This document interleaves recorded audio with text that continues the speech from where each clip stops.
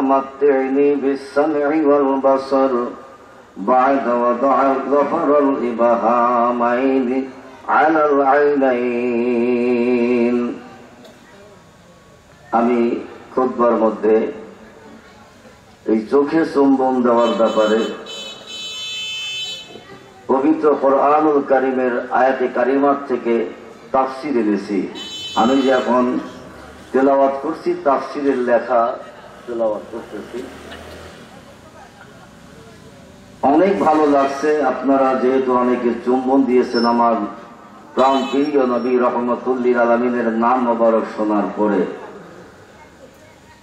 সবাই চুমা দিয়েছেন, ইল্লা মাশাআল্লাহ কিছু লোকে দেয় নেই। হয়তো চিন্তা করছেন যে বারবার তো চুমা দেওয়া লাগে না, হয়তো আগ থেকে দিয়ে আসছেন, অথবা কেউ হয়তোবা এটাও মনে করতে পারেন যে এটা বেদাত। এটা অন্য মসজিদে দেখি না, গুটি কয়েক মসজিদে যারা সুন্নি ইমাম সুন্নি মুসল্লি তারা এই আমল করে। সুন্নি মুসল্লি ছাড়া আর যত ইমাম মুক্তাদি মুসল্লি যারা আছে কেউ করে না, বরং বেদাত বলে ফতুয়া দেয়। কি বলেন, ঠিক না? এটা আসলে বেদাত।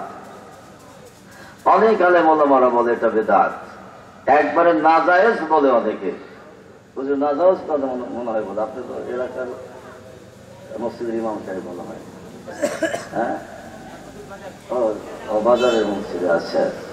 অনেকে তো বেদাত বলে, নাজায়েজও বলে। আসলে নাজায়েজ বলতে পারে, জায়েজ বলতে পারে, বেদাত বলতে পারে তখনই যখন কিতাবের সাথে সম্পর্ক থাকে। আর যদি কিতাবের সাথে সম্পর্ক না থাকে তাহলে এই মসজিদের ইমাম খতিব সাহেব বলছে এটা বেদাত, মুক্তাদিও শুনে বলতেছে বেদাত, নাজায়েজ। আর কোন ইমাম সাহেব নাজায়েজ, জায়েজ, বেদাত, হারাম এগুলি কখন কালেও বলতে পারবে না যতক্ষণ পর্যন্ত সে কিতাবাদি না পড়ে। কিতাব থেকে যতক্ষণ পর্যন্ত না পায় ততক্ষণ পর্যন্ত সে কোনোদিন সমাধান দিতে পারে না, জায়েজ বলতে পারে না, নাজায়েজ বলতে পারে না। জায়েজ নাজায়েজ বলার আগে কিতাব পড়তে। আমি যে ইবারত পাঠ করেছি এটা আমার নিজের বানানো নয়, পবিত্র কোরআনুল কারীমের তাফসীর, তাফসীরে জালালাইন, সেই জালালাইন শরীফে হুবহু ইবারত কিভাবে আছে সেই ইবারতগুলি আপনাদের খেদমতে পাঠ করছি। চোখে চুম্বন দেওয়ার ব্যাপারে এটা কোনো বানানো কাহারও নয়, কোন ইমাম সাহেবের বানানো নয়, কোন খতিব সাহেবের বানানো নয়, তাফসীরের মধ্যে এসেছে। আলহামদুলিল্লাহ বলুন। অনেকে বলেন আমরা তো এই ধরনের তাফসীর যে আছে এটা তো আমরা শুনিও নাই। অনেক আলেম ওলামারা তো পড়ছেন 3 পৃষ্ঠা 5 পৃষ্ঠা 1 পারা 2 পারা তাফসীর না হয় পড়ছেন, বাংলা পড়ছেন, আরবি তো অনেকে পড়ে নাই। আমিও আমার ছাত্র জীবনে টাইটেল পাস করেছি তখনও কিন্তু এবারত আমি পড়ি নাই। যখন ধুসা খাইছি, যখন বেদাত নাজায়েজ ফতোয়া যখন আসছে তখন দেখতে বাধ্য হয়েছি কিতাবের মধ্যে আসলে ফয়সালা কি, সমাধান কি, এটা কি সওয়াবের কাজ না গুনার কাজ, অন্যায়ের কাজ না ভালো কাজ। যখন খুঁজতে গিয়েছি তখন পেয়েছি, দেখতে পেয়েছি অত্যন্ত ভালো আমল, ভালো কাজ। আলহামদুলিল্লাহ বলুন। প্রয়োজন যদি মনে করেন আমি কিতাব থেকে পড়ে দেখাবো। আসুন, আমি খুতবার আলোচনায় বলতেছিলাম ثم يقال اللهم متعني بالسمع والبصر بعد وضع ظفر الإبهامين على العينين فإنه صلى الله عليه وسلم قائد له إلى الجنة। উঠল যেজন কামাল গুণে সম্মানের শীর্ষ চূড়ে,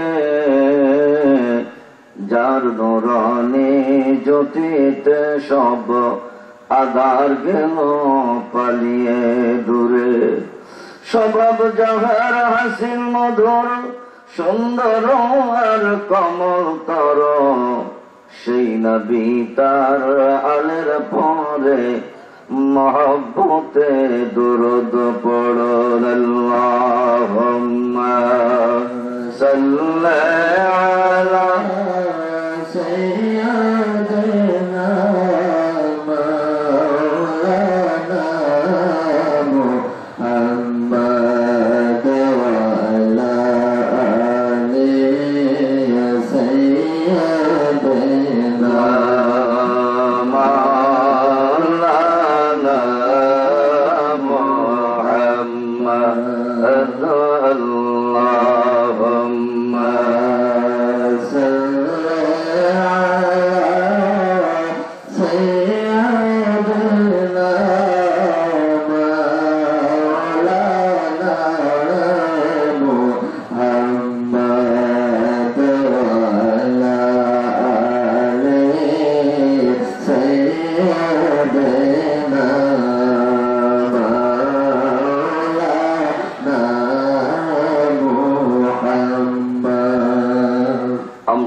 শরীফ পাঠ করতেছি।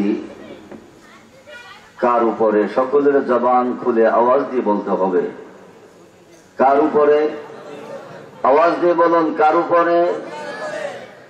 নবীর উপরে দরুদ শরীফ পাঠ করতে হলে কিভাবে পাঠ করতে হবে, কি খেয়াল করে পাঠ করতে হবে? আমরা দরুদ শরীফ পাঠ করব, খেয়াল করব কার? বুঝে কইেন, আওয়াজ দিয়ে বলেন, কার খেয়াল করব? সকলে জবান খুলে বলুন, কার খেয়াল? নবী দো জাহান রহমাতুল লিল আলামিনের খেয়াল।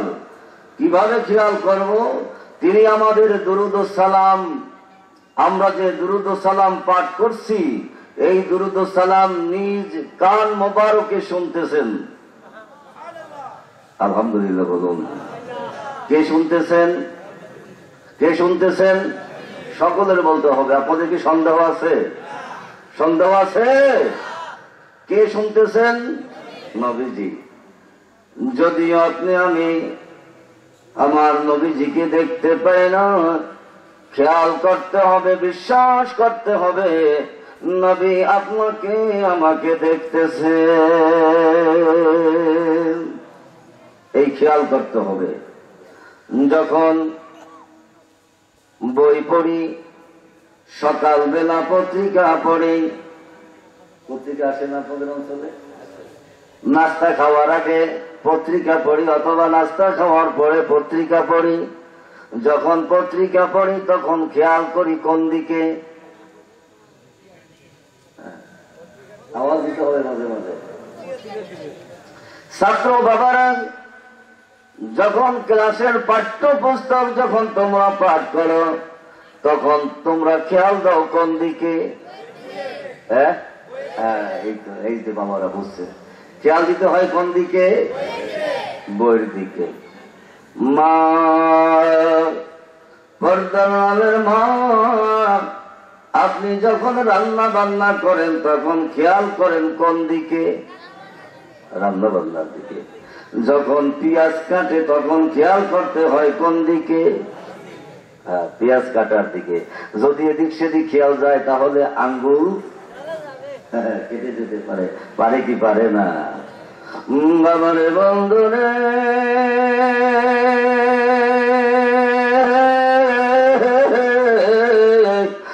যখন দরুদ শরীফ পাঠ করতে হয় তখন খেয়াল করতে হয় নবী আমার সামনে। আমার দয়ালু নবী রহমাতুল লিল আলামিন আমার দরুদ শরীফ নিজ কান মোবারকে শুনছেন। আমার চেহারাকে দেখছেন। আমি কে? আমার নবীজি সব কিছু দেখছেন, যদিও আমি নবীকে দেখি না। এই খেয়ালে যদি কেহ দরুদ শরীফ পাঠ করতে পারে, দালাইলুল খায়রাত একখানা কিতাব আছে, পাকিস্তান থেকে ছাপানো উর্দু ভাষায়। এই কিতাবের মধ্যে কিতাবওয়ালা লেখক বলেছেন যে যদি কেউ এই খেয়ালে পাঠ করে হয় নবী তোমার বাড়িতে এসে হাজির হবেন, না হয় নবীজি তোমাকে ডাক দিয়ে সোনার মদিনায় নিজ বাড়িতে নিয়ে নিবে। জোরে বলুন সুবহানাল্লাহ। তাহলে দুরূদ শরীফ পাঠ করবো কার খেয়ালে? আওয়াজ দিয়ে বলুন কার খেয়ালে? এই মহব্বতের সাথে আওয়াজ দিয়ে পাঠ করেন আল্লাহুম্মা সাল্লি আলা সাইয়্যিদিনা মাওলানা মুহাম্মদ ওয়া আলা আলিহি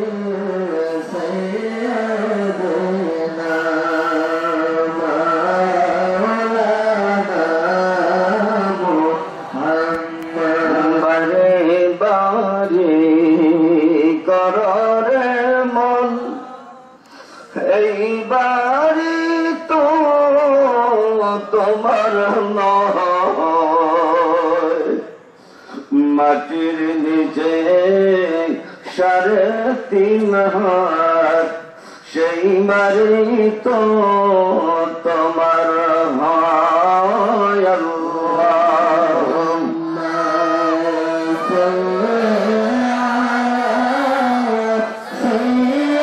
সাইয়্যিদিনা মাশাআল্লাহ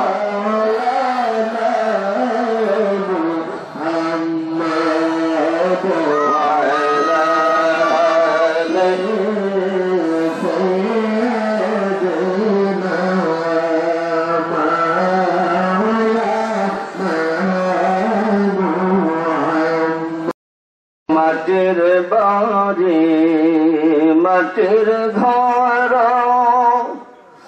মাটির হবে বিছানা, আসছো একা যাইবা একা, আসছো একা যাইবা একা, সঙ্গে কিছুই যাবে না। আল্লাহুম্মা সাল্লি আলা সাইয়্যিদিনা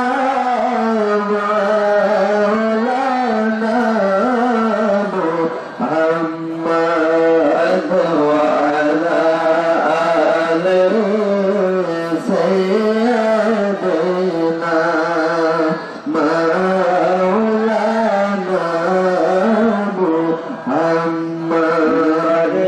ঘরের বাহাদুরি সবই তোমার রবে পরে,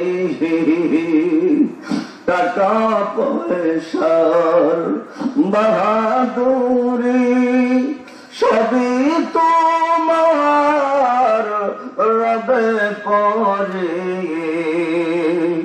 একা একা যাইবা চলে, একা একা যাইবা চলে, সঙ্গে কিছুই যাবে না।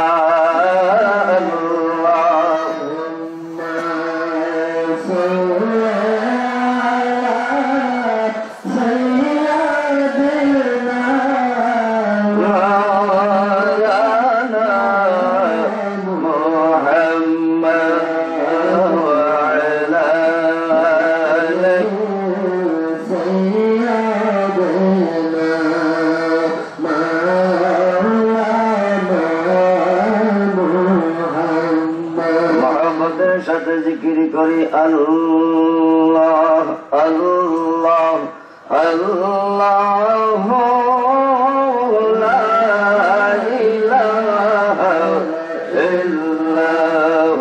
সকলে জবান খুলে আওয়াজ দিয়ে আল্লাহ আল্লাহ আল্লাহ লা ইলাহা ইল্লাল্লাহ। সকল কিছু সৃষ্টির আগে সৃষ্টি আপনার নূর। বলুন ইয়া রাসূলুল্লাহ, দুহাত তুলে বলুন ইয়া রাসূলুল্লাহ, আওয়াজ দিয়ে বলুন ইয়া রাসূলুল্লাহ। সকল কিছু সৃষ্টির আগে সৃষ্টি আপনার নূর, আপনার নূরে সকল সৃষ্টি, আপনার নূরে সকল সৃষ্টি। সিরাজুম মুনীর নবী জি আল্লাহ আল্লাহ।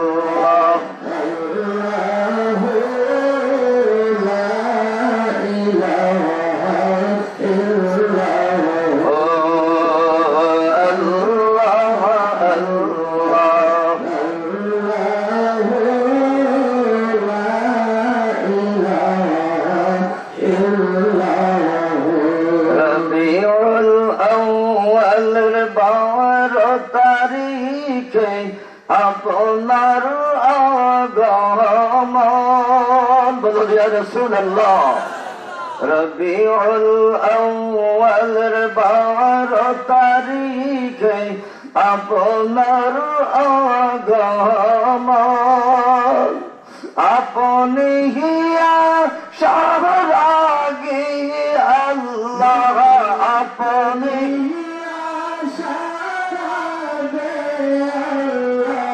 সাজাইলেন ভুবন নবী জি আল্লাহ আল্লাহ আল্লাহ লা ইলাহা ইল্লাল্লাহ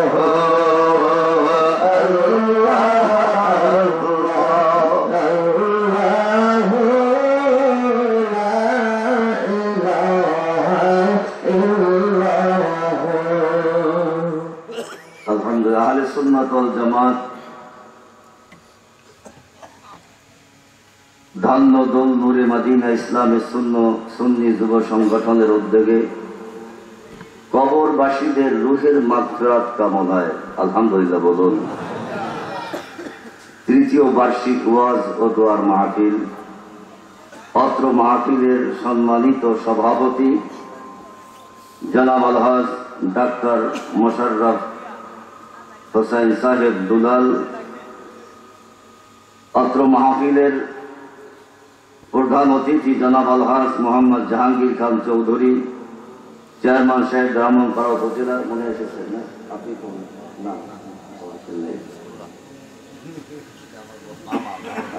বিশেষ অতিথি জনাব হাজী জসিম উদ্দিন, মঞ্চে উপবিষ্ট আমার শ্রদ্ধাভাজন ব্যক্তিবর্গ, স্নেহের সামনে অভিষ্ট আমার মুসলমান দিন দরদি ভাই, বাবারা, পর্দার আড়ালের মা ও বোনেরা, সালাম আগেই জানিয়েছি। আসুন সকলে মিলে শুকর আদায় করছি যে আল্লাহ তাবারক ওয়া তাআলা আজকের পবিত্র রবিউল আউয়াল মাসের পবিত্র ঈদ এ মিলাদুন নবী সাল্লাল্লাহু আলাইহি ওয়াসাল্লামের আগমনের মাসের পবিত্র ঈদ এ মিলাদুন নবী সাল্লাল্লাহু আলাইহি ওয়াসাল্লামের মাসের দ্বিতীয় রজনী, পবিত্র জুমাবার দিবাগত রজনীতে আপনাকে আমাকে মাফ করানোর জন্য, মহান আল্লাহ তাআলার দরবারে কবুল হওয়ার জন্য আপনাকে আমাকে অত্র মাহফিলে হাজির হওয়ার তৌফিক দান করেছেন। এজন্য তারই দরবারে শুকর আদায় করি। সকলে বলি আলহামদুলিল্লাহ। সকলে জবান খুলে বলি আলহামদুলিল্লাহ। আজকের মাহফিল হলো দুনিয়াবাসীদের উদ্দেশ্যে নয়, আজকের মাহফিল হলো কবরবাসীদের রুহের মাগফিরাত কামনায়। সকলে বলো আলহামদুলিল্লাহ। আমরা তো একদিন কবরবাসী হব, হব কি হব না? আওয়াজ দিয়ে বলুন, হব কি হব না? হুজুর সাল্লাল্লাহু আলাইহি ওয়াসাল্লাম বলেছেন, ইন্নাল আউয়াল কবর মানজিলিন মিন মানাজিলিল আখিরা। নিশ্চয়ই জেনে রাখো, কবর হচ্ছে পরকাল জগতের প্রথম স্টেশন, প্রথম মঞ্জিল হলো কবর। এই কবরে সকলেরই যেতে হবে। এই কবর যাদের হবে সুখময়, যাদের কবর হবে সুখের, পরকালীন সব জায়গায় সব মঞ্জিলে তার জন্য হবে সুখের। আর কেহ যদি কবরে ধরা পড়ে যায় তাহলে তার সব জায়গায় ধরা পড়তে হবে। অনেকের মা নাই, অনেকের বাবা নাই, আমারও মা নাই, আমারও বাবা নাই। এই রকমের আমার মনে হয় অসংখ্য ভাই বাবা রয়েছেন যাদের মা এবং বাবা নাই, তারা গোরস্থানে শুয়ে আছেন। কার কার মা নাই, কার কার বাবা নাই, দুজন নাই, কার কার একটু হাত তুলে দেখান দেখি।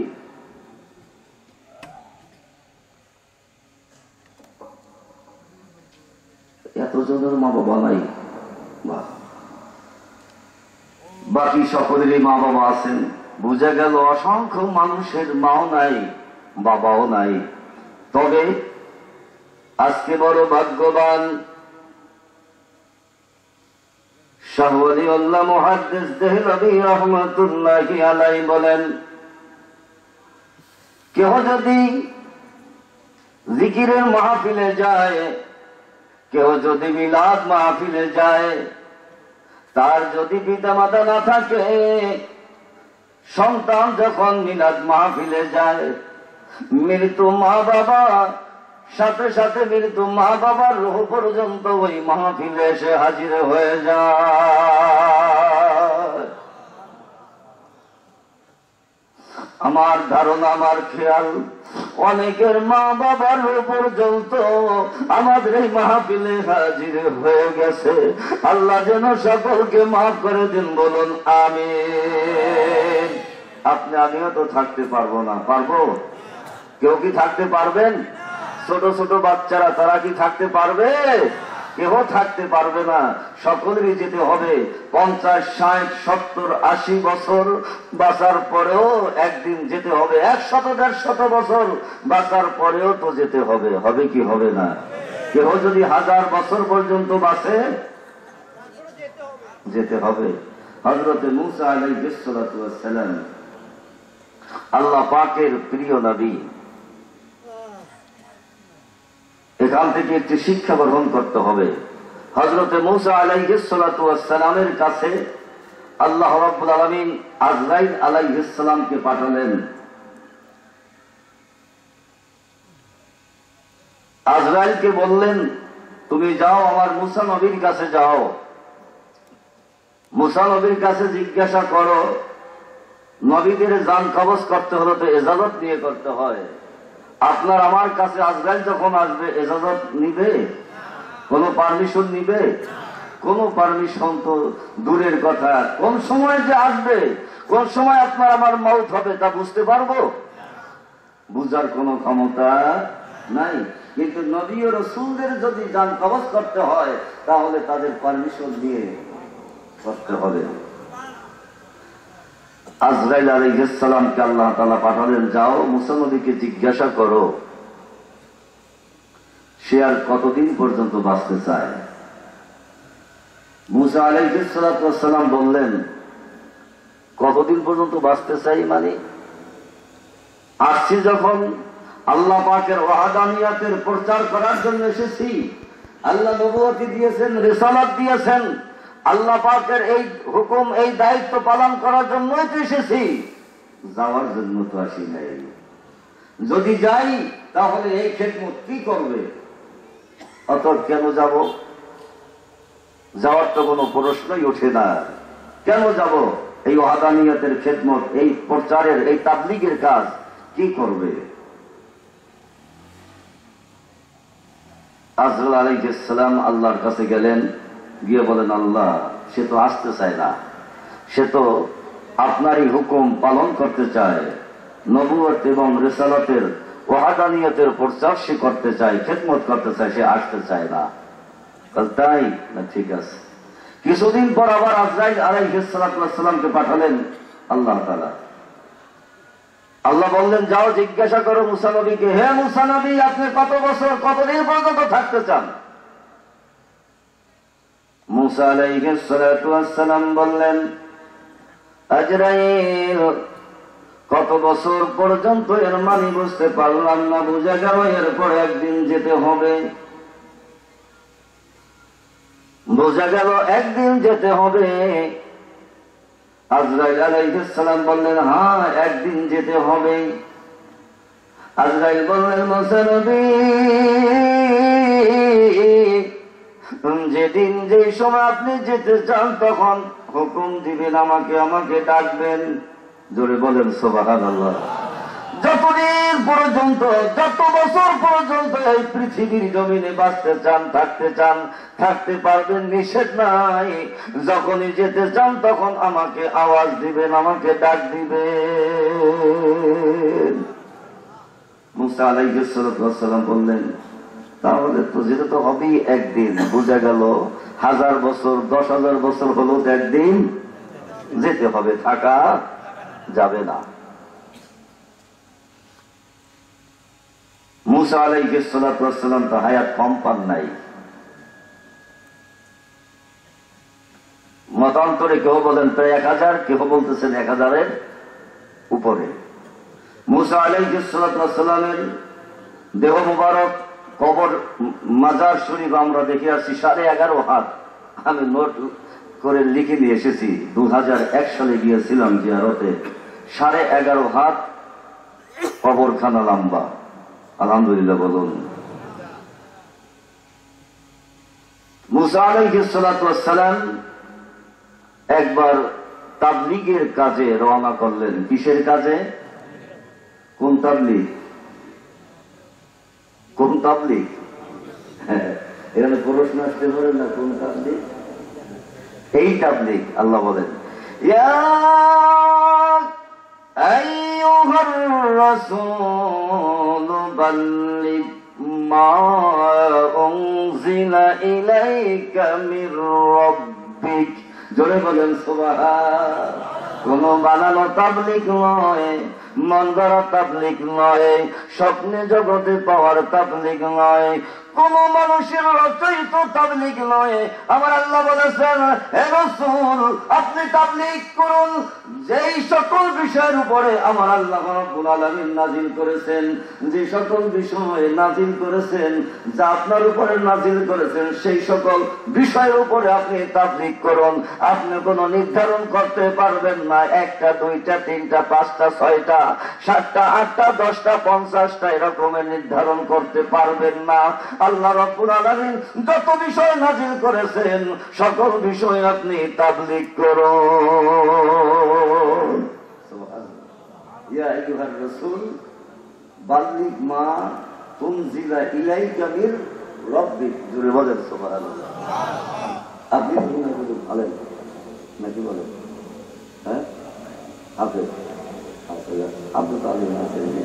ইয়া আইয়ুহার রাসূল, হে রাসূল, বাল্লিগ তাবলীগ করুন মা উনজিলা মির রাব্বিক, আল্লাহর পক্ষ থেকে যা যে সকল বিষয় নাযিল হয়েছে। কয়টা বিষয়? কয়টা বিষয়? কোন বিষয়ের কোন উল্লেখ? যত বিষয় আমার আল্লাহ নাযিল করেছেন সকল বিষয় আপনার তাবলীগ করতে হবে। জোরে বলেন সুবহানাল্লাহ।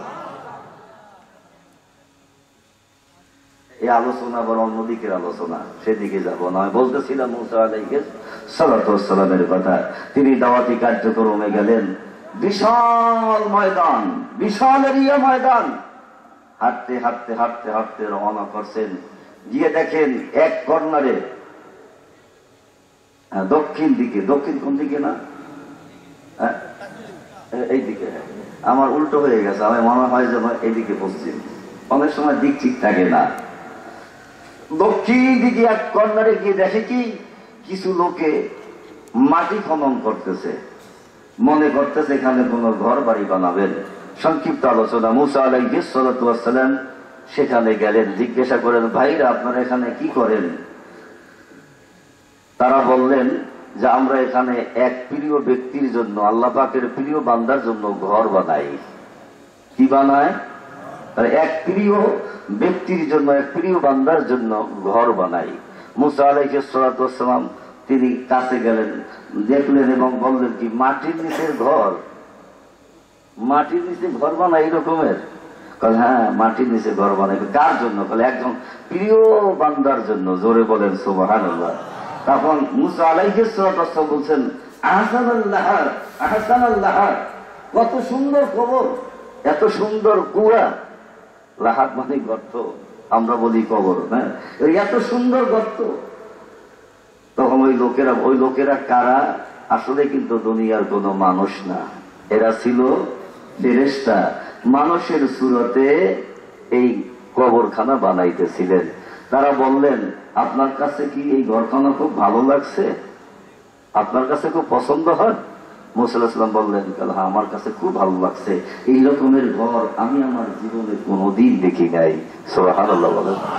তো তাই তাহলে আপনি একটু শুয়ে দেখেন তো দেখি কেমন লাগতেছে, কেমন সুন্দর, কেমন আরামদায়ক।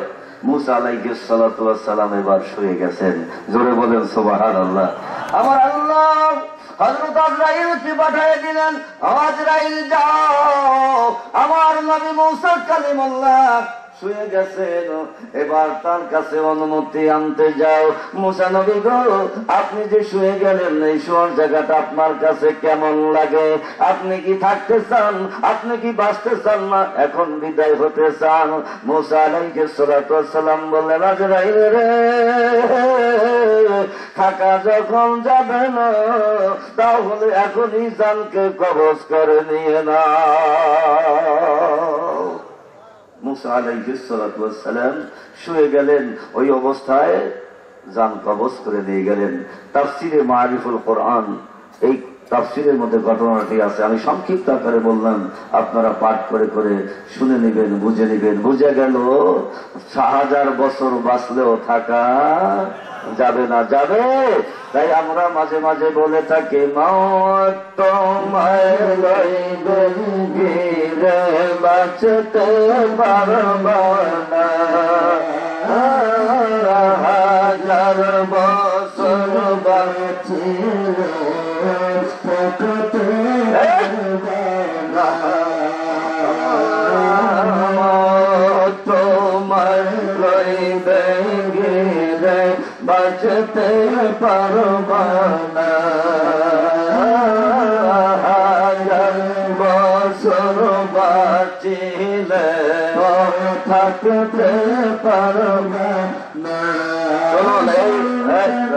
এই গজলগুলি কবরের গজল, হাসরের গজল, মিজানের গজল, গুনাহ মাফের গজল যখনই বলতে হয় তখনই চক্ষু বন্ধ করে বলতে হয়। চক্ষু বন্ধ করে ধ্যান করার নাম হলো মুরাকাবা, এগুলো তরিকত জগতের আলোচনা। তো তরিকতের আলোচনা তো এখানে সম্ভব হবে না, আর এই আলোচনা মানুষ গ্রহণও করবে না। আজকাল হইল সুরের পাগল, কাহিনীর পাগল, কথা ঠিক না বেঠিক? সবাই হলো কাহিনীর পাগল, সুরের পাগল। দুনিয়াটা এখন এইভাবে হয়ে গেছে, যে যেমন দল করতে পারে তার বেশি চাহিদা। এখন দুনিয়া এসে গেছি আমরা। অতএব এইভাবে যদি কেউ চক্ষু বন্ধ করে যদি মুরাকাবার মধ্যে বলতে পারে, আমার রব্বুল আলামিন তার কবরে আযাব মাফ করে দিবেন।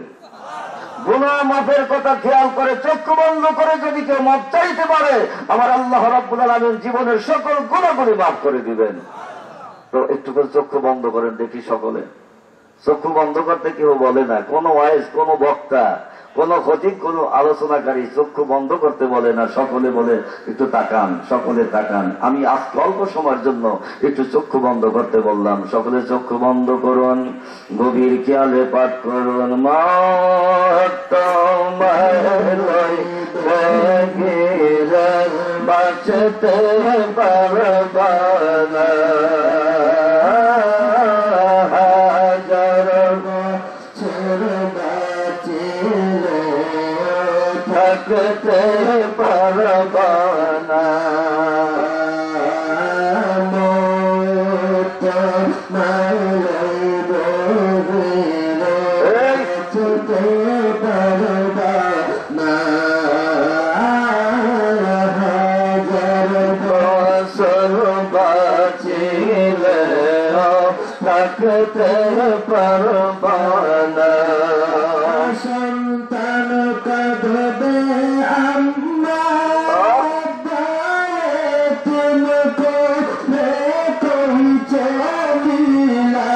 সন্তান কাঁদবে আম্মা এতিম করে কই চলিলা করছে হারা দেখে মাগো সান্ত্বনা করছে হারা দেখে মাগো পাইবা সান্ত্বনা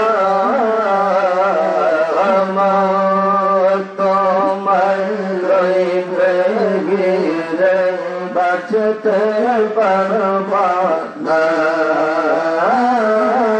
হাজার বছর বাঁচে থাকতে পারবা না। থাকতে মরণ নাই মরণ আসলে বাঁচন নাই। হায়াত থাকতে মরণ নাই মরণ আসলে বাঁচন নাই। রিজিক তোমার শেষ হইবে খুঁজে পাইবা না। রিজিক তোমার শেষ হইবে খুঁজে পাইবা না। তোমার রইবে গিরে বাঁচতে পারবা না। হাজার বছর বাঁচিলে থাকতে পারবা না। সবাই কাঁধে করে চোখের পানি ফেলে ফেলে সবাই নিবে কাঁধে করে চোখের পানি ফেলে ফেলে বিদায় করে দিবে তোমায় আসতে পারবা না। বিদায় করে দিবে তোমায় আসতে পারবা না।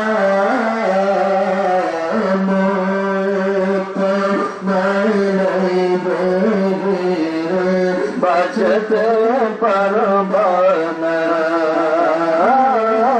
হাজার বছর বাঁচিলে থাকতে পারবা না। কবরতে রেখে তোমায় সবাই ঘিরে আসবে বাসায়। কবরতে রেখে তোমায় সবাই ফিরে আসবে বাসায়। আশিক হয়ে যেতে পারলে পাইবা মুস্তাফাই। আশিক হয়ে যেতে পারলে পাইবা মুস্তাফা। তোমায় লইবে ঘিরে বাঁচতে পারবে না। হাজার বছর বাঁচিলে থাকতে পারবা না।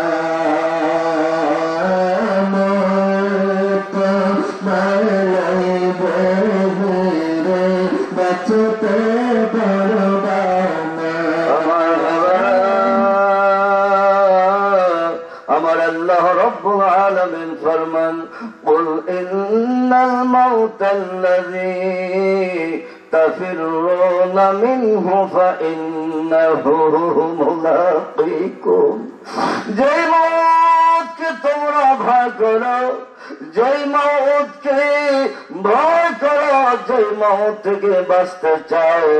বাঁচার জন্য ব্রাহ্মণ পাড়া থেকে অনেকে ঢাকায় চলে যায়, আবার ঢাকায় কাজ হয় না কেউ ভারতে চলে যায়, ভারতে কাজ হয় না কেউ সিঙ্গাপুরে চলে যায়, সিঙ্গাপুরে কাজ হয় না অনেকে অন্য অন্য রাষ্ট্রে চলে যায়। কথা ঠিক না ঠিক?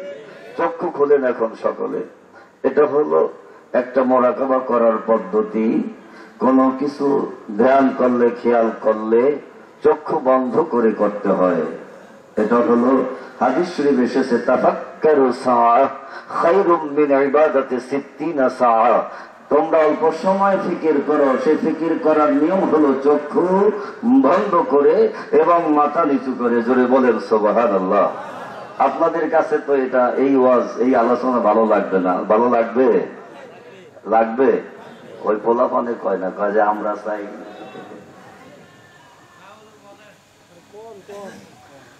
এখন আসছি যখন তো কিছু কইতেই হবে, ভালো লাগুক আর নাই লাগুক।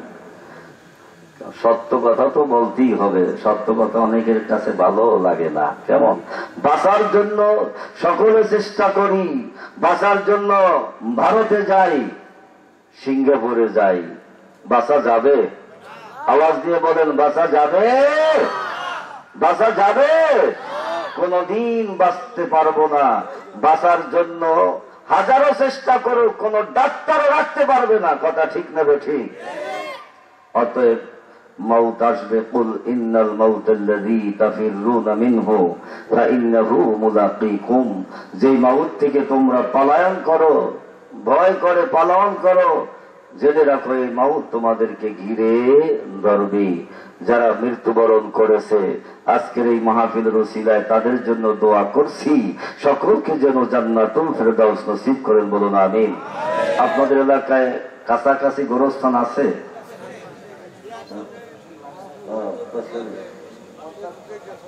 পর্দার সাথী, আলহামদুলিল্লাহ বলুন।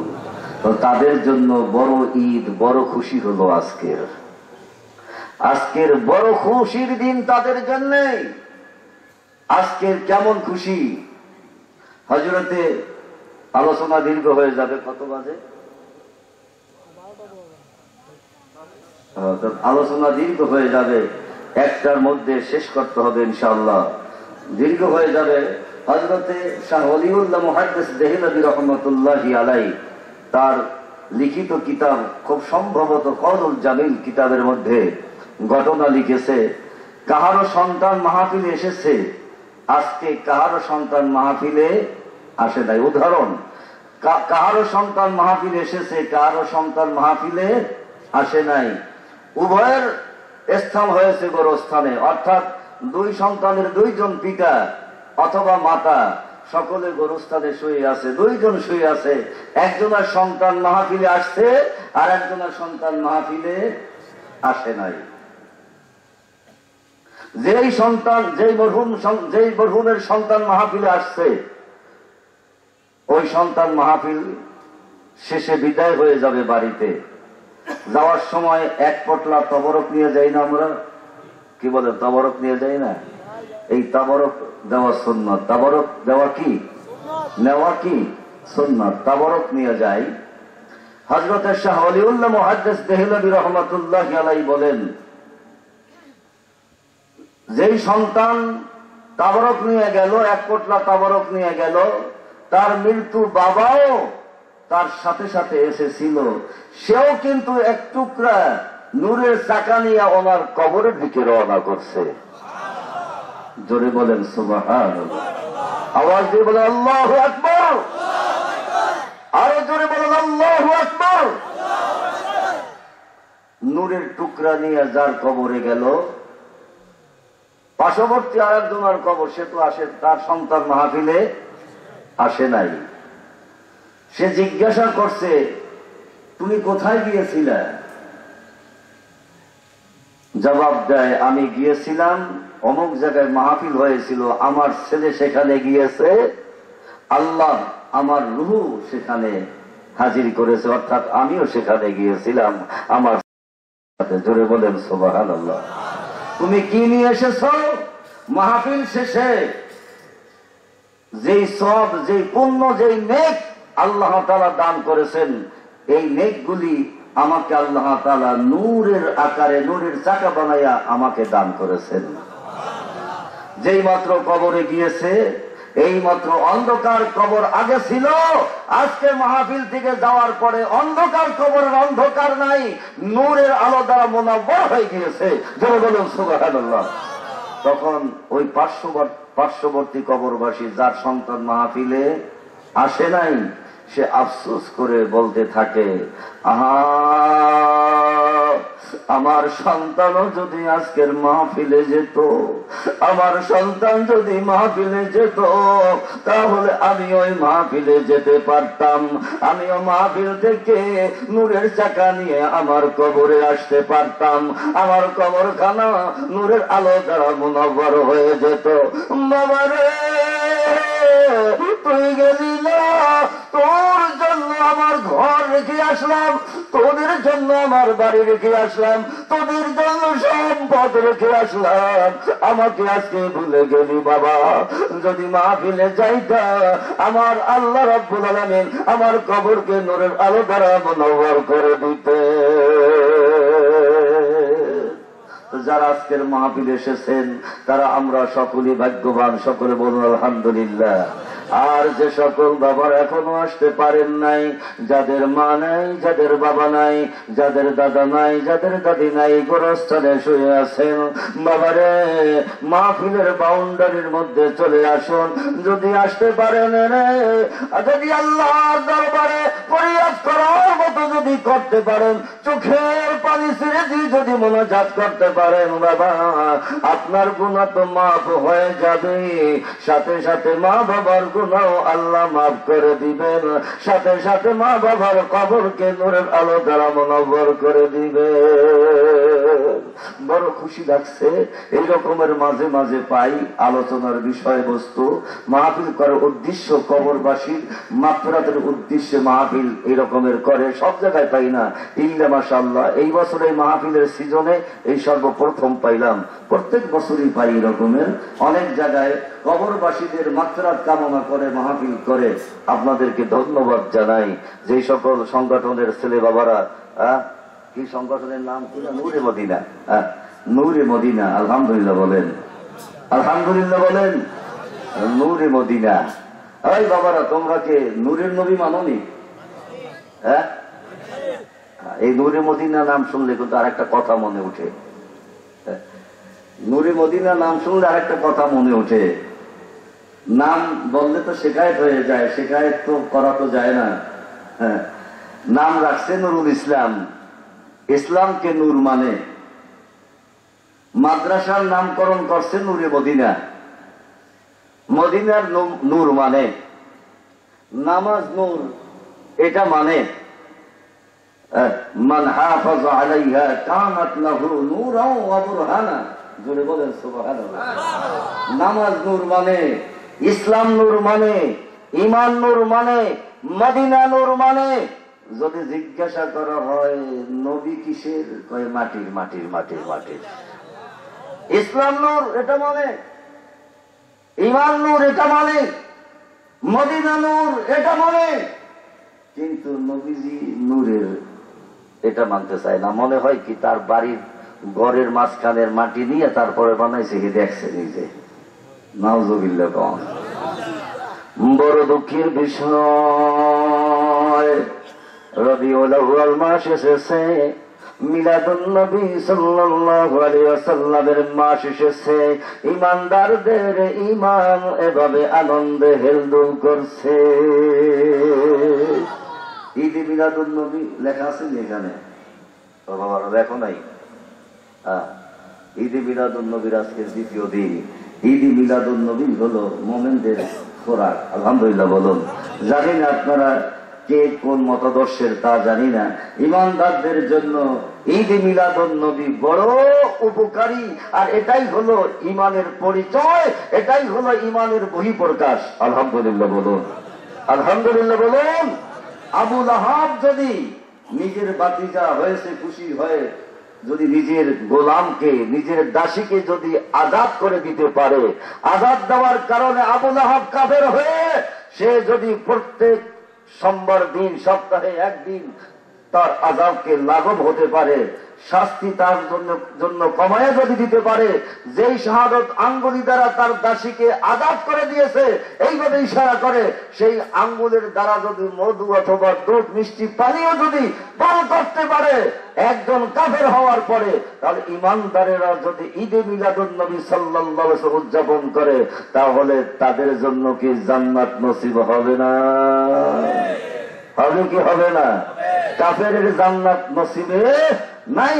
কিন্তু হুজুর সাল্লাল্লাহু আলাইহি ওয়াসাল্লাম শুভাগমন করেছেন, নবী এসেছেন, রাসূল এসেছেন, এই কথা শুনে কিন্তু তার দাসীকে আজাদ করে নাই, সে আজাদ করছে, ভাতিজা হয়েছে এই খুশিতে, ভাতিজা হয়েছে এই খুশিতে। আজাদ করার কারণে তার কবরের আযাব যদি হালকা হতে পারে, এই শাহাদত আঙ্গুলি দ্বারা সুমিষ্টি পানি যদি পান করতে পারে, ইমানদারেরা ঈদ মিলাদুন নবী সাল্লাল্লাহু আলাইহি ওয়াসাল্লাম উদযাপন করার ফলে তারা কি জান্নাত পেতে পারবে না?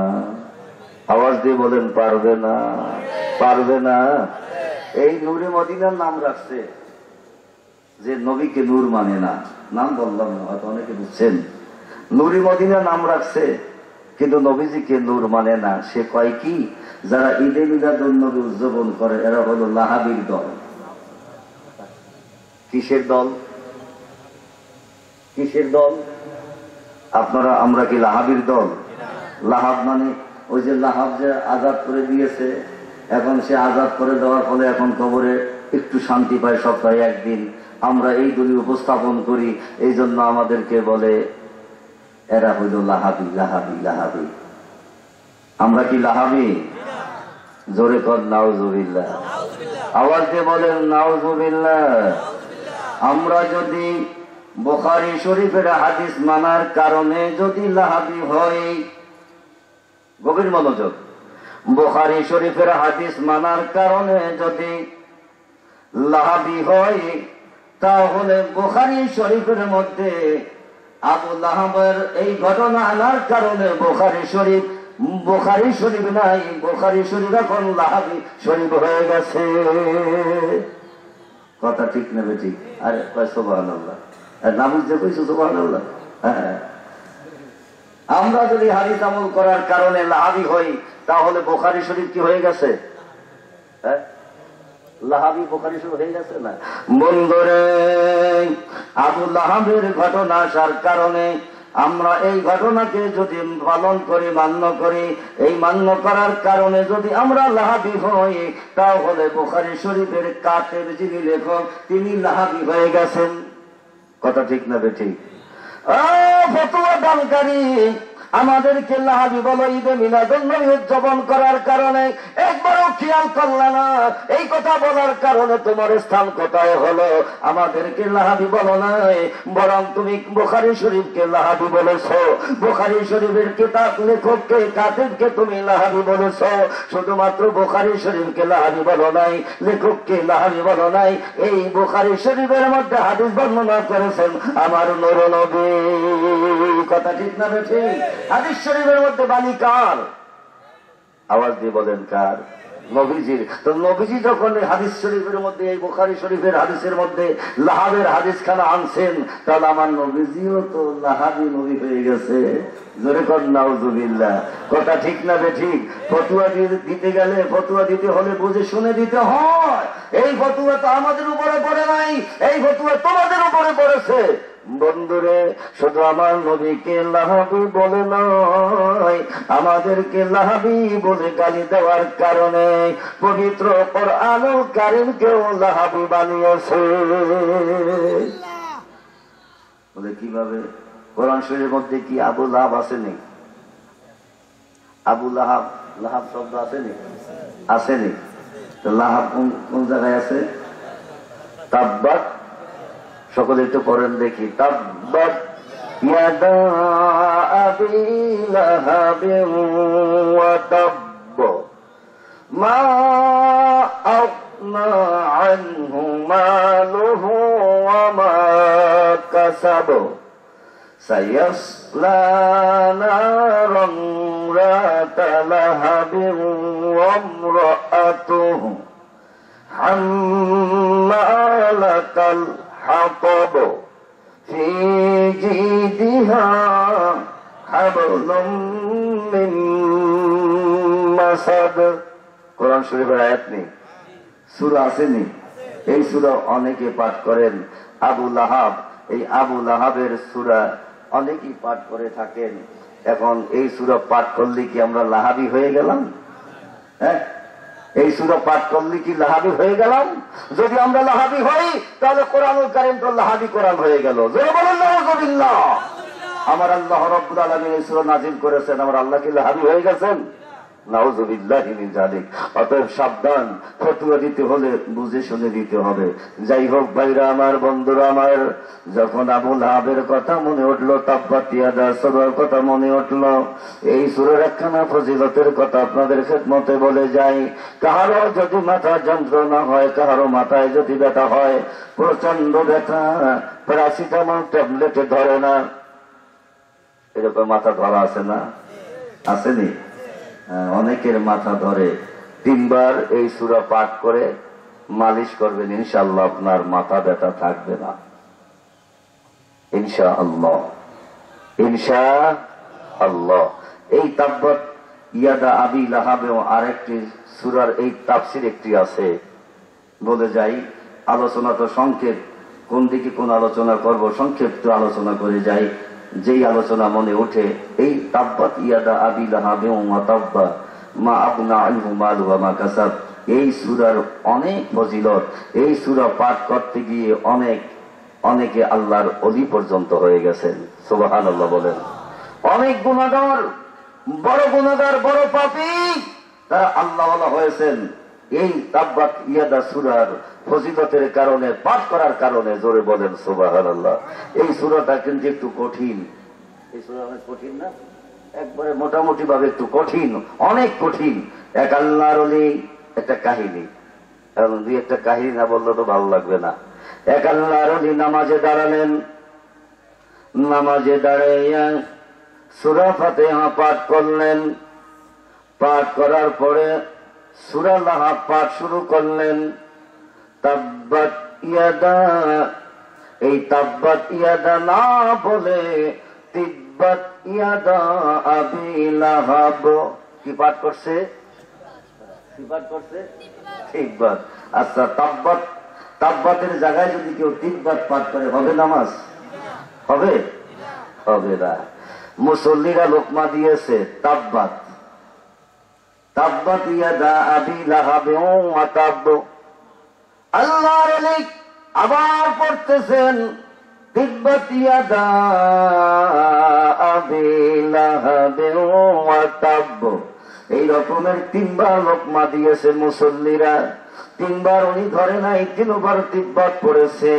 প্রথমবার তিব্বাত পড়েছে, বেখেয়ালে পাঠ করেছে, ইচ্ছা করে পাঠ করে নাই। যখন 2বার লোকমা এসেছে, এবার ইচ্ছা করে তিব্বাত পাঠ করেছে। জোরে বলেন সুবহানাল্লাহ। ইচ্ছা করে পাঠ করছে। কেন? যা প্রথম পড়ছি তিব্বাত, এখন যদি আমি আবার এদের কথা শুনে যদি তাব্বাত ইয়াদা পড়ি, তাহলে এরা মনে করবে এরা বড় হয়ে গেছে, মুসল্লিরা আমাকে ছোট মনে করবে আমি কিছুই জানি না। এই জন্য ইচ্ছা করে নিজে তিব্বাতই পড়ছে 2বার এবং 3বার।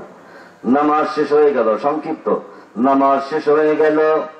মুসল্লিরা বলছেন, হুজুর আপনি তো ভুল নামাজ আদায় করেছেন, রাতের মধ্যে ভুল পড়েছেন, অতএব নামাজ আপনার হয় নাই। কয় যে কোথায় ভুল পড়েছে? কয় যে আপনি তাব্বাত ইয়াদার জায়গায় তিব্বাত ইয়াদা পড়ছেন। কয় যে না, তাব্বাত ইয়াদা না তো, ওখানে তো তিব্বাত ইয়াদাই আছে। জোরে কোন সুবহানাল্লাহ। না হুজুর, হুজুরে কয় না, ঠিক তিব্বাত। জোরে বলেন সুবহানাল্লাহ। এই কোরআনুল কারীম কার? যে ইমামতি করলেন সে আল্লাহর ওলি। আল্লাহর ওলি, আল্লাহর বন্ধু কার? আল্লাহ। ওলি কার? ওলির নাম হলো হযরতে বাহালুল দানা রাহমাতুল্লাহি আলাইহি। নাম তো অনেকে শুনেছেন। উনি তাব্বাতের জায়গায় তিব্বাত ইয়াদা পড়ছেন। এখন মুসল্লিদেরকে বলছেন না তিব্বাত ইয়াদা হবে, কয় হুজুর না তাব্বাত ইয়াদা। কয় যে কোরআন শরীফ আনো।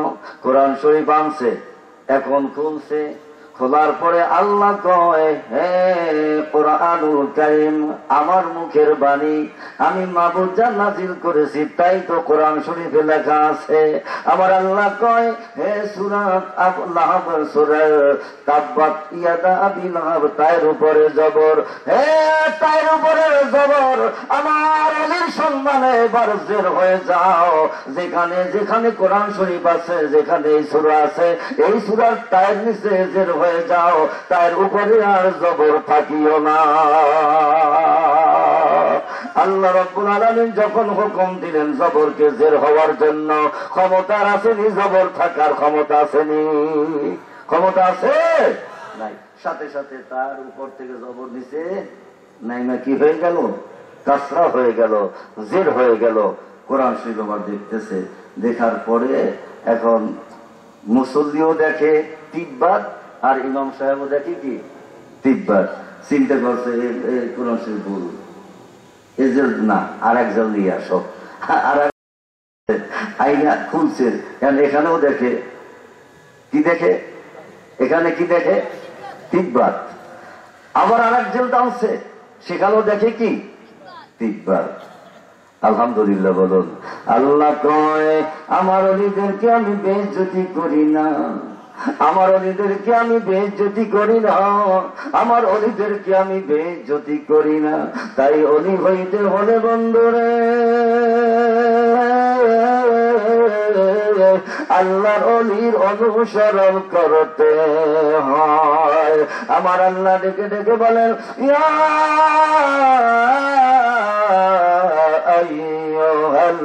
আইয়ুহাল্লাযীনা আমানু তাকুল্লাহা ওয়া কুনু মা'আস সাদিকিন।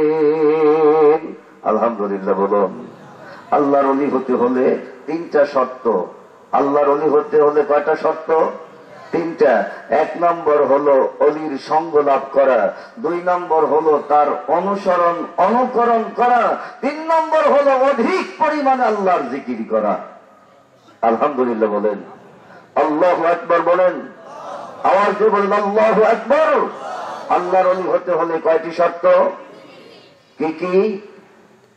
এক নম্বর আল্লাহর ওলির সঙ্গ লাভ করা, সহবত। সহবতে লে তোরা তলে কোনা তত্তয়ে বাত লিপ্তয়ে বিনা ওয়াত্তয়ে বোনা লিপ্তয়ে বাত। হবে সব আয়াত আছে না? والخبيثات للخبيثين والخبيثون للخبيثات والطيبات للطيبين والطيبون للطيبات صحبت صالح তোরা সলে কোনাত সহবতে তলে তোরা তলে কোনাত।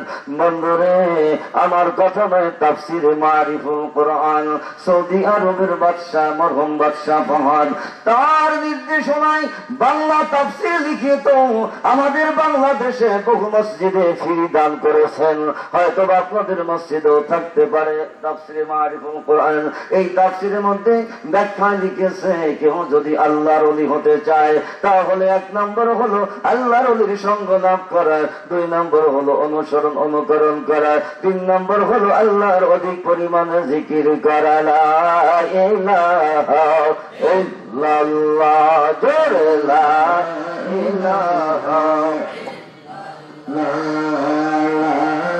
ইলাহা ইল্লাল্লাহ, জোরে লা ইলাহা ইল্লাল্লাহ, লা ইলাহা ইল্লাল্লাহ, লা ইলাহা ইল্লাল্লাহ মুহাম্মাদুর রাসূলুল্লাহ সাল্লাল্লাহু আলাইহি ইয়া রাসূলুল্লাহ সাল্লাল্লাহু আলাইহি ওয়াসাল্লাম।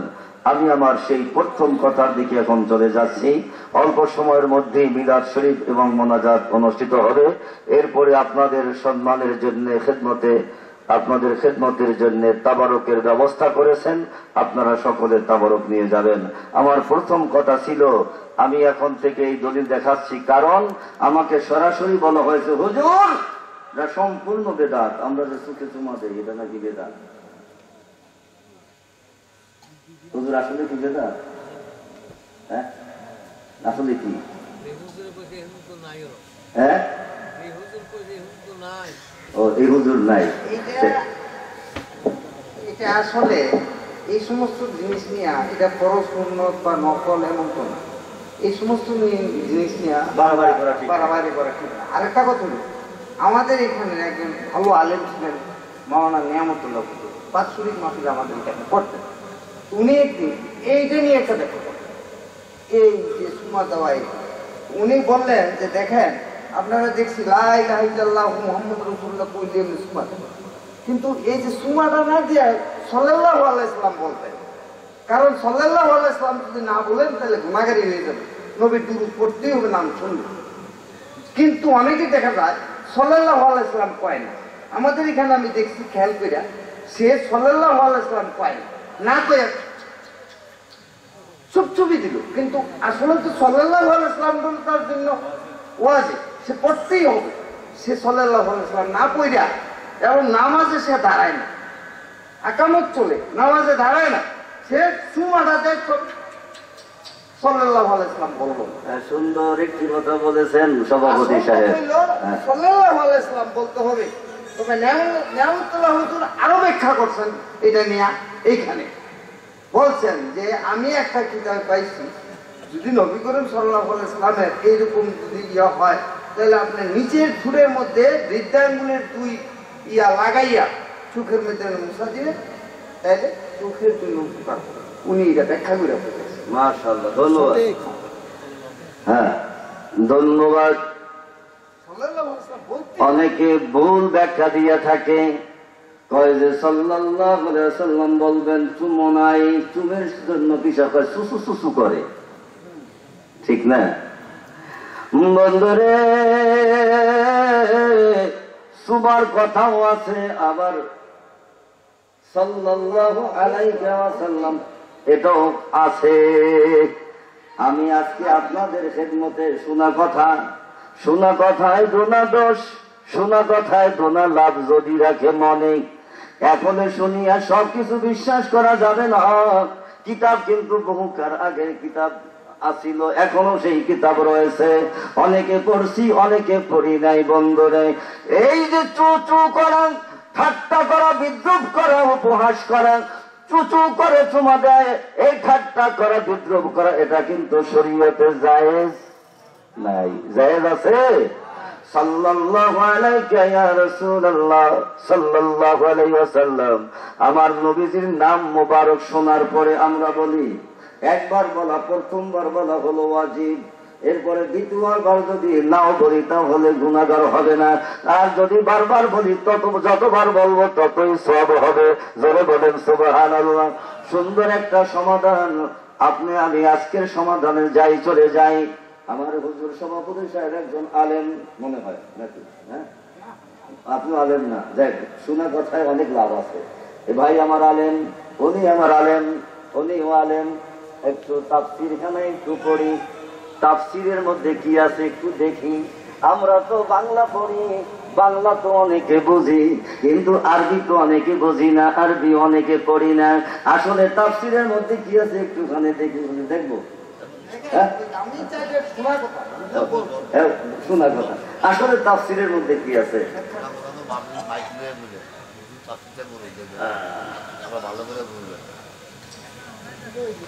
ছোট সাপে যদি দংশন করে কামড় দেয়, এটার বিষ নাই, কি বলেন? আছে না?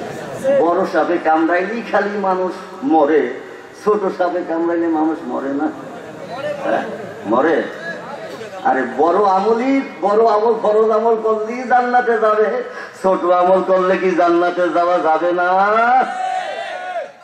আরে বড় আমল করলে জিজ্ঞাসা করা হবে তুমি আমলগুলি কি জন্য করছো, আর ছোট আমলগুলি করলে কোনো জিজ্ঞাসাই করবে না।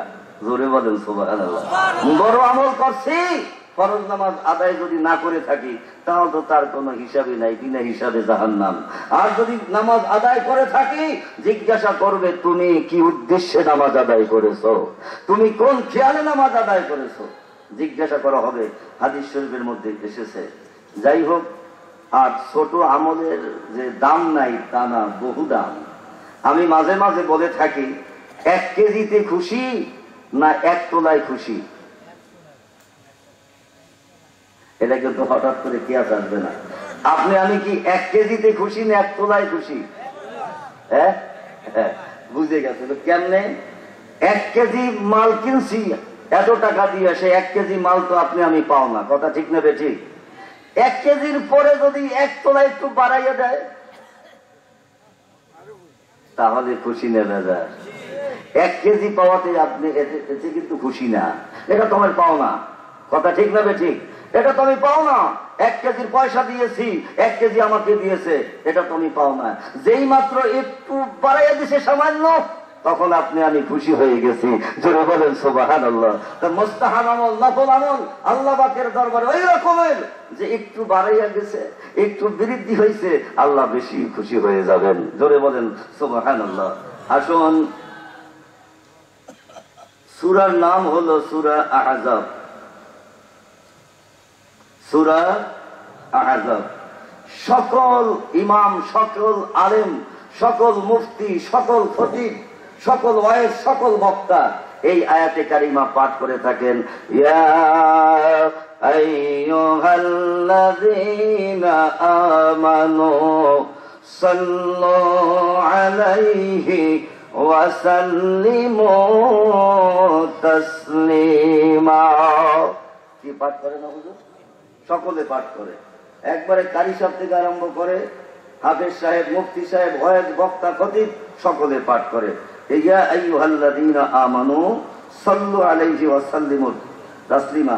এই আয়াতে কারিমার তাফসীর ব্যাখ্যায় কিভাবে লিখছে আরবিতে, তাফসীরে জালালাইন, এটা আমাদের কারো বানানো। তাফসীরে জালালাইন সকল আলেমেরা পাঠ করে থাকেন। এখানে কোনো ঝগড়া ফাসাদ নাই, কোনো হিংসা বিদ্বেষ নাই, কারোর সাথে কোনো ঝগড়া ফাসাদ নাই। এই তাফসীর সকল আলেম ওলামা, আলিয়া ইসলামে যারা পড়ুক, দেওবন্দে যারা পড়ুক, খারিজিতে যারা পড়ুক, কওমিয়ায়, দর্শে নিজামী, নববী ইসলামী, যারাই যে মাদ্রাসায় পড়ুক না কেন, এই তাফসীরে জালালাইন সকলেরই পাঠ করতে হয়। এই তাফসীরে জালালাইনের মধ্যে ব্যাখ্যা হুজুর যদি একটু দেখতেন মেহেরবানি করে, আমি পড়ে থাকি। কাউলুহু সাল্লু আলাইহি ওয়া সাল্লিমু তাসলিমা। দেখেন, এই তাফসীর সব তো পড়তে পারবো না। দেখেন, ই'লামু আন্নাহু ইয়াস্তাহিব্বু আন ইউকাল ইনদা সিমাইল উলা মিনাশ শাহাদাতি সানিয়া সাল্লাল্লাহু আলাইকা ইয়া রাসূলুল্লাহ ওয়া ইনদা সিমাইস সানিয়া قرة عيني بك يا رسول الله ثم يقال اللهم متعني بالسمع والبصر بعد وضع ظفر الإبهامين على العينين فإنه صلى الله عليه وسلم قائد له إلى الجنة। এই হলো ব্যাখ্যা। এখন অর্থ কি? ই'লামু, তোমরা সকলে জেনে নাও, আন্নাহু ইয়াস্তাহিব্বু, নিশ্চয়ই এই আমলটা মুস্তাহাব। এই আমলটা কি? মুস্তাহাব। আইয়ুকাল, কি মুস্তাহাব? আইয়ুকাল, বলবে, ইনদা সিমাইল উলা মিনাশ শাহাদাতিস সানিয়া, আযান এবং ইকামতের মধ্যে দুইটা শাহাদাত, শাহাদাতে উলা, শাহাদাতে সানিয়া। শাহাদাতে উলা হলো আশহাদু আল্লা ইলাহা ইল্লাল্লাহ, শাহাদাতে সানিয়া দ্বিতীয় শাহাদাত হলো আশহাদু আন্না মুহাম্মাদার রাসূলুল্লাহ। এই দ্বিতীয় শাহাদাত, নবীজির নাম মোবারক আশহাদু আন্না মুহাম্মাদার রাসূল, এটা দ্বিতীয় শাহাদাত। ইনদা সিমাইল উলা মিনাশ শাহাদাতিস সানিয়া, যখন দ্বিতীয় শাহাদাতে আমার নবীজির নাম মোবারক হয়, অর্থাৎ আশহাদু আন্না মুহাম্মাদার রাসূলুল্লাহ, তখন কি বলবে? সাল্লাল্লাহু আলাইকা ইয়া রাসূলুল্লাহ সাল্লাল্লাহু আলাইহি ওয়াসাল্লাম। ওয়া ইনদা সিমাইস সানিয়া, এবং দ্বিতীয়বার যখন শুনবে, আমরা কয়বার শুনি? আশহাদু আন্না মুহাম্মাদুর রাসূলুল্লাহ কয়বার শুনি? আজানে কয়বার? একামতে কয়বার? 2 বার। তো প্রথমবার শুনলে বলতে হবে কি? সাল্লাল্লাহু আলাইহি ইয়া রাসূলুল্লাহ। এবং দ্বিতীয়বার শুনলে বলতে হবে কি? কুররাতু আইনি বিকা ইয়া রাসূলুল্লাহ। 2 শাহাদাতে 2 বারে 2 দোয়া, এক দোয়া না। কেমন? প্রথম সাল্লাল্লাহু আলাইহি ইয়া রাসূলুল্লাহ, দ্বিতীয়বার শোনার পরে বলতে হবে কুররাতু আইনি বিকা ইয়া রাসূলুল্লাহ সাল্লাল্লাহু আলাইহি ওয়াসাল্লাম। সুম্মা ইউকাল, অতঃপর বলবে আল্লাহুম্মা মাত্তি'নি বিসামঈ ওয়াল বাসার। অতঃপর বলবে কি? এই দোয়া, একটা দোয়া, আল্লাহুম্মা মাত্তি'নি বিসামঈ ওয়াল বাসারি। হে আল্লাহ, তুমি আমার চোখে এবং তুমি আমার কর্ণে দৃষ্টি শক্তি, শ্রবণ শক্তি বৃদ্ধি করে দাও। জোরে বলেন সুবহানাল্লাহ। হ্যাঁ, এই দোয়াটা বলবে। হ্যাঁ, তারপরে কি বলবে দেখেন, বাদা ওয়াকা গফারাল ইবহামাইন। কখন বলবে? বলার নিয়মটা কি? বাদা ওয়াকা গফারাল ইবহামাইন, 2 আঙ্গুলের নখের পিঠ, এই 2 আঙ্গুলের নখ, এই নখের এখানে কি করবে? গফারাল ইবহামাইনে কি করবে? চুম্বন দিবে। চুম্বন দেওয়ার আলাল আইনাইন, অতঃপর 2 চোখে স্পর্শ করবে, 2 চোখে স্পর্শ করবে। ফাইন্নাহু, কেননা এখন এই আমলের ফজিলত বলা হইতেছে। এই আমলটা করা কি? প্রথম কি বলে গেলেন? মুস্তাহাব। এবার বলতেছেন ফজিলত। ফাইন্নাহু সাল্লাল্লাহু আলাইহি ওয়াসাল্লাম কাইদুল লাহু ইলাল জান্নাহ। যদি কি ওই আমল করে তাহলে হুজুর সাল্লাল্লাহু আলাইহি ওয়াসাল্লাম তাকে জোর করে জান্নাতে টেনে নিয়ে যাবেন।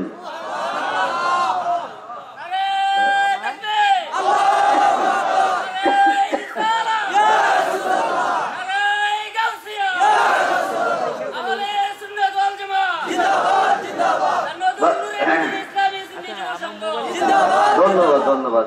আয়াত কাকে বলে? এই তাফসীরের মধ্যে আরো সুন্দর করে বুঝিয়েছেন আয়াত কাকে বলে।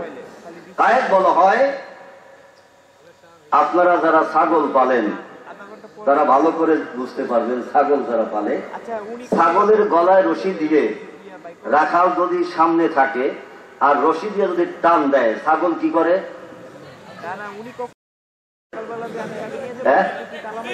খুঁটি ধরে কি? বাঁশের খুঁটি ধরে না, 2 পায়ে এমন ভাবে আটকে ধরে, সামনে আর যেতে চায় না। রাখাল কি করে? রশি দিয়ে ধরে দিয়ে কি করে? জোরে টান দেয়। আয়াত বলা হয় হাসরের ময়দানে হুজুর সাল্লাল্লাহু আলাইহি ওয়াসাল্লাম এই আমলকারীকে জোর করে টানে টেনে বেহেশতের মধ্যে নিয়ে যাবেন। আরো আর করে শুনাইলাম না, এতটুকু করে শুনাইলাম। আচ্ছা, হ্যাঁ, এখন আমি বলি, এই আমলকে কেউ ইনকার করতে পারবে না। ছোট আমলকে কেউ ছোট মনে করতে পারবে না। অতএব না, আর বাড়াবাড়ি নাই। অনেকে বলে অতএব কিতাবের মধ্যে কি আছে তা আমরা দেখে গেলাম। আমল করি বা না করি, আপনি যদি আমল যদি না করেন কোনো গুনাহ হবে, কোনো অন্যায় হবে। আপনি যদি আমল না করেন কোনো গুনাহ হবে না। যদি আপনি ইনকার করেন, আপনি যদি ইনকার করেন, আপনাকে যদি ছোট, আপনি যদি এই আমলকে ছোট মনে করেন, ঘৃণা করেন, এটা কোনো দরকারই নাই। যদি এটা মনে করেন মুস্তাহাব আমল ও শরীয়তের একটি বিধান, অতএব আপনার করার দরকার নাই যদি আপনার ভালো না লাগে। কিন্তু এ নিয়ে বাড়াবাড়ি করতে পারবেন না। যেটা পাইছো কোথায়, এটা বেদাত, এটা কেন চুচু করে, এটা গুনার কাজ, এটা না যায়, এটা বলা যাবে না। যেহেতু হাদিস শরীফ তাফসীরের মধ্যে আয়াতে কারিমার ব্যাখ্যার মধ্যে হুবহু আরবিতে এসেছে, যার ভালো লাগে আমল করবেন। আমলটার ফতোয়া হইল কি? ইসলামের শরীয়তের বিধানে আমলের মান কি?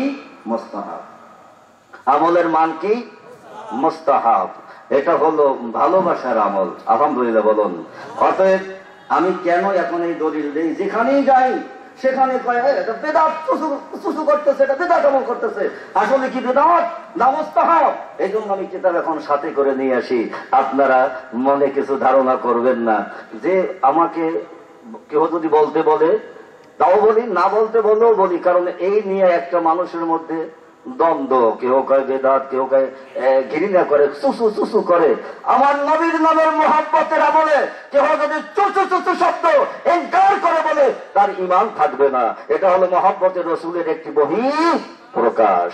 বলছে বলেন আল্লাহুম্মা সাল্লি আলা সাইয়্যিদিনা মাওলানা মুহাম্মদ ওয়া আলা আলি সাইয়্যিদিনা মাওলানা।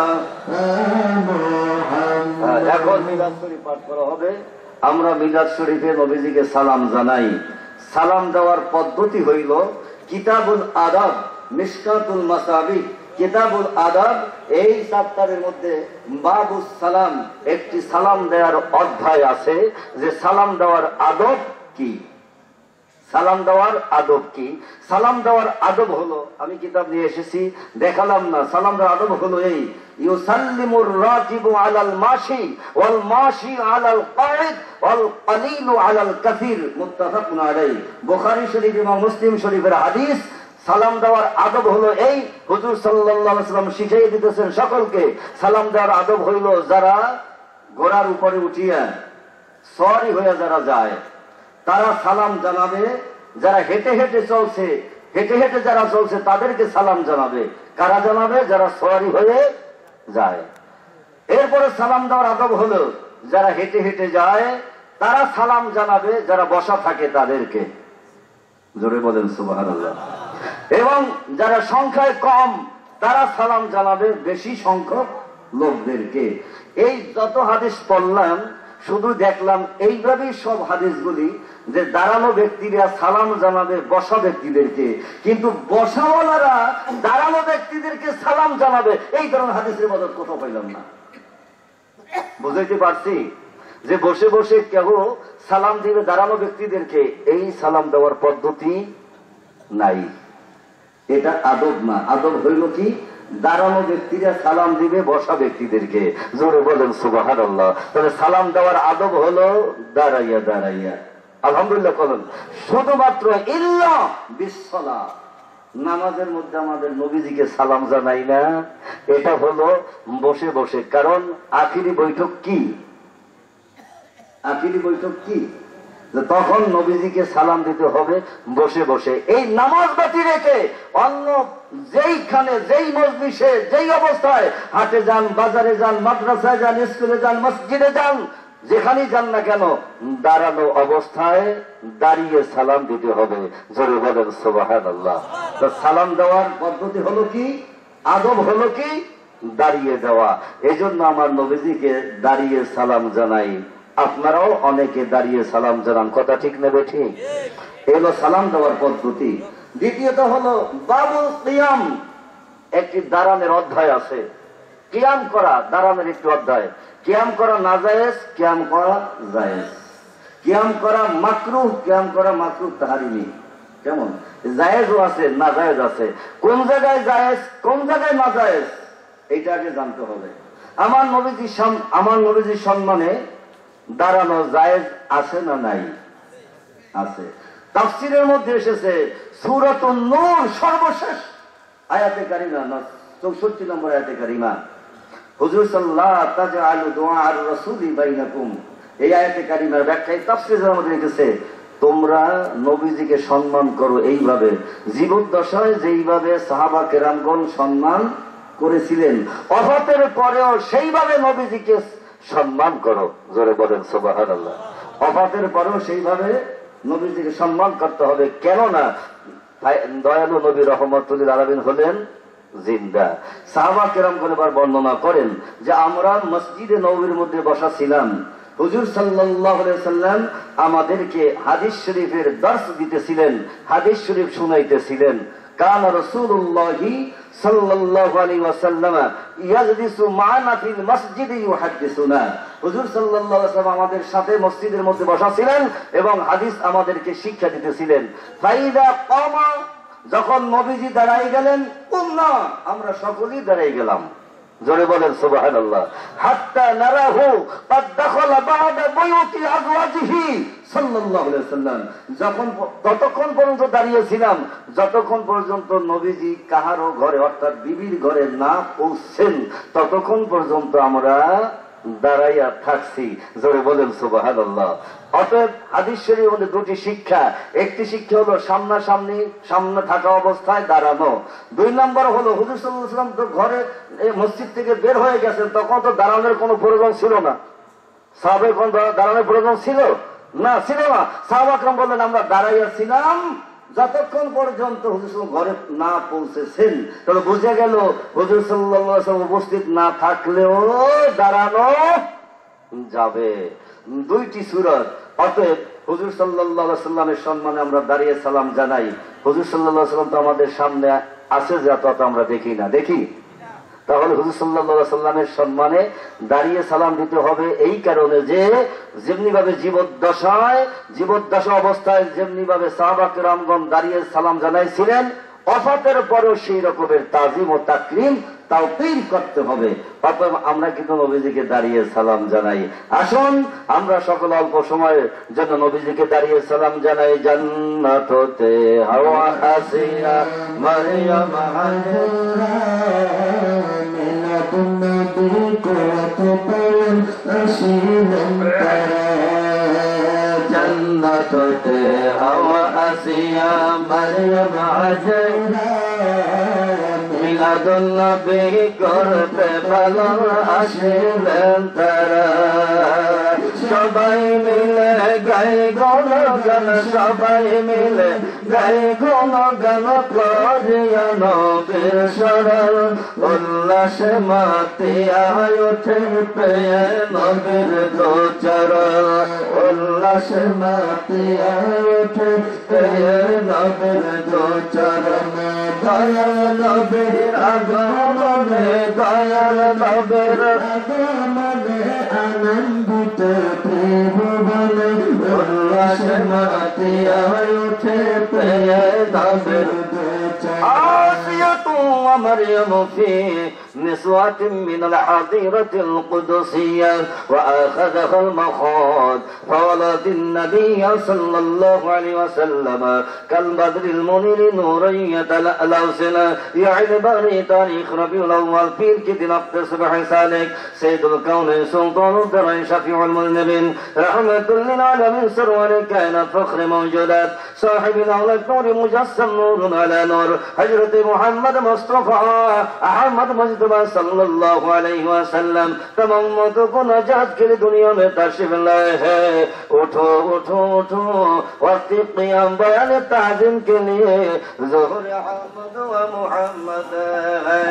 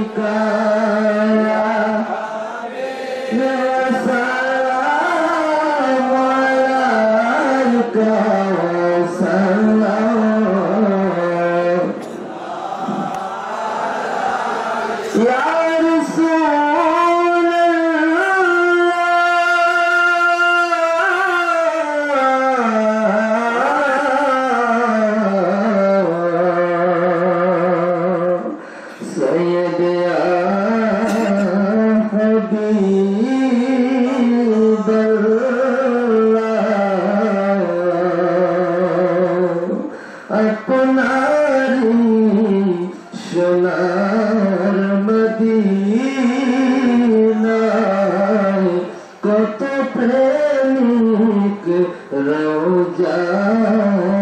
আসে যায় আশিক দিল বারবার ছুটে যায় কবে যে যাব মদিনায় নবী সালাম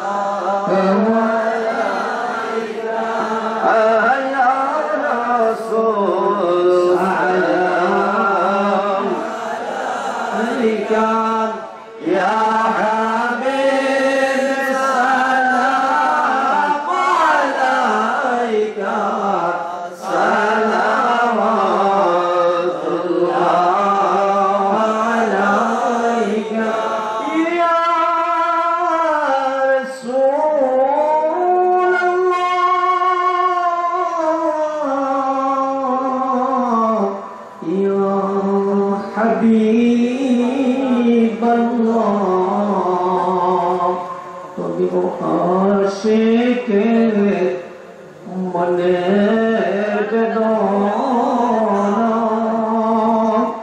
বুঝলে কেহ বুঝে না শুনলে কেহ শুনে না শুনেন গো শাহে মদিনা নবী সালাম আলাইকা ইয়া রাসূল সালাম আলাইকা ইয়া হাবিব সালাম আলাইকা সালামুল্লাহ আলাইকা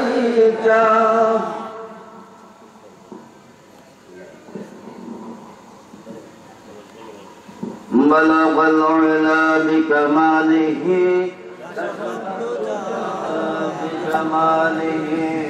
حسنت جميع خصاله صلوا عليه وآله سلموا يا قوم بل صلوا على صدر الآمين مصطفى ما جاء إلا رحمة للعالمين الصلاة والسلام عليك يا رسول الله الصلاة والسلام عليك يا حبيب الله الصلاة والسلام عليك يا شافع المذنبين الصلاة والسلام عليك يا রহমাতাল লিল আলামিন। সকলের জন্য দোয়া করবেন। বিশেষ করে আমাদের এই পার্শ্বী গোরস্থান রয়েছে, এই গোরস্থানবাসী যারা আছেন সকলের জন্য দোয়া করবেন। আল্লাহ তাআলা সকলকে জান্নাতুল ফেরদাউস নসিব করেন। নূরে মদিনা যে সংগঠন আছে ছাত্রদের মাঝে, এই ছাত্র সংগঠনের জন্য দোয়া করবেন। তো দোয়া করার আগে আপনাদের খেদমতে একটি আহ্বান হলো, আমার 3টি কিতাব লিখিত আমার নিজের। একটি হলো দলিল ভিত্তিক মিলাদে রহমাতুল লিল আলামিন, মিলাদ শরীফ জায়েজ না নাজায়েজ সংক্ষিপ্ত আকারে দলিল সহকারে লেখা, এবং এইখানে একটি খতম শরীফ দেওয়া আছে। খতম শরীফ পাঠ করে অসুস্থ ব্যক্তি, মেধাবীহীন ছাত্র ছাত্রী ইত্যাদি বালা মুসিবত যদি কেউ